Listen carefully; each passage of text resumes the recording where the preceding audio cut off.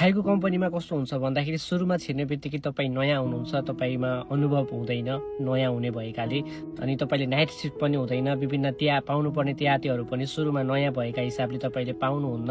So त्यो हिसाबले चाहिँ तपाईँलाई केही माइनस हुन्छ। भन्न खोजेको सुरुमा स्यालेरी चाहिँ अलिक कम हुन जान्छ। सामान्यतया सम्पूर्ण स्यालेरीहरू काटेर नर्मली थोरैमा 13 देखि 15 मानबाट सुरु स्टार्ट हुन्छ। 13, 14, 15 मानबाट स्टार्ट भएर तपाईँ 3 महिना 6 महिना होइन तपाईँको वर्ष दिन पुग्न लाग्छ। तपाईँको स्यालेरी चाहिँ बढ्दै जान्छ। तपाईँको 3 महिनापछि के हुन्छ, स्यालेरी पनि प्लस हुन्छ। तपाईँका विभिन्न त्यातीहरू पनि थपिँदै जान्छन्। यदि तपाईँ श्रीमान श्रीमती हुनुहुन्छ भने तपाईँको खाजुको त्यातीहरू हुन्छ। महिनापछि 6 महिनापछि स्यालेरी बढ्न जान्छ। यदि तपाईँको नाइट सिफ्ट पनि भयो भने तपाईँको स्यालेरीमा धेरै नै प्लस हुन्छ।